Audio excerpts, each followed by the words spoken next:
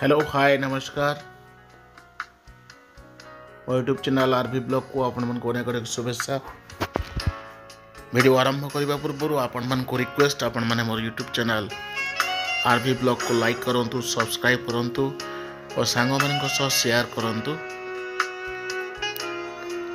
दर्शक बंधु ए picnic season रे आसंतु आज बुली जिबा दारिंगबाड़ी आउ दारिंगबाड़ी सहर ठारू मात्र केटा दूर रे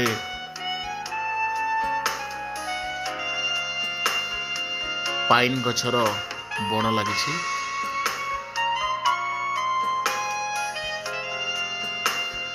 अति सुंदर परिवेश।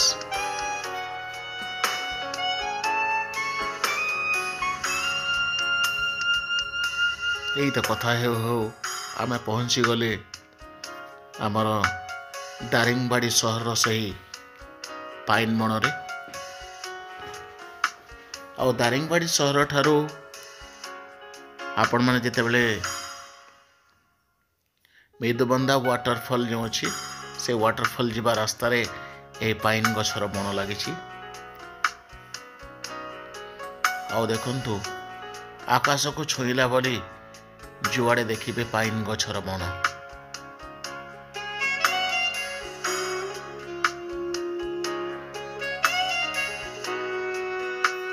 प्राकृतिक सौंदर्य भरपूर ए दारिंगबाड़ी सहर जहाँ कि ओडिशार काश्मीर बोली कहा जाए। आपण माने जेते बेले भी एमिति शीत ऋतु रे आसीबे ए पाइन बण को निश्चित भाव रे आसीबे। एठिकार तापमात्रा प्राय -8 to 10 डिग्री मध्य हो जाए बेले बेले। से बरफपात मध्य हुए, स्नोफॉल भी हुए।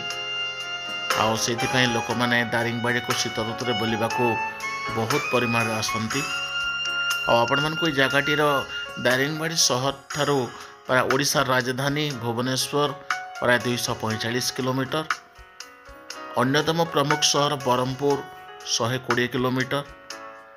आउ दारिंगबाड़ी सहर जिला सदर महकुमा फुलबाणी ये दारिंगबाड़ी ठारू मात्र 100 किलोमीटर दूर अवस्थित। आम जदि हिसाब को नेबा पश्चिम ओडिशार बलांगीर सहर ठारू 105 किलोमीटर।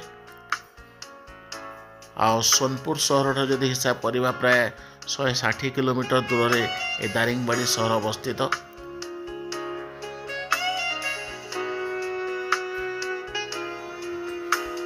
और देखो केते सुंदर भाव रे एठी पाइन बण भितर एक सुंदर रास्ता कराई एवं एठा ए जगह रे बनभोजी करबा मध्य बहुत सुंदर स्थान।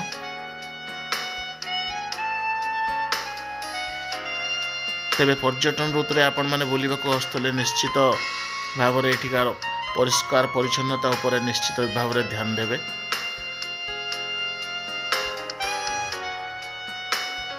देखंतु किछि गछटी कटा हो जाइछि।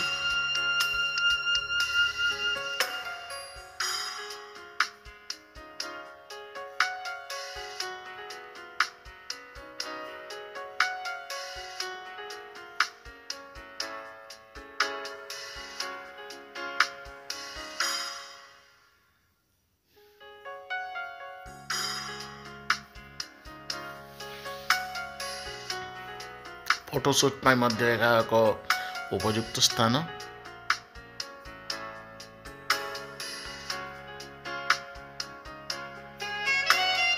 तेबे वीडियो शेष करने पूर्व आपण मान को अनुरोध आपण मैंने मोर यूट्यूब चैनल आरवी ब्लॉग को लाइक करेंगे, सब्सक्राइब करेंगे एवं शेयर करेंगे।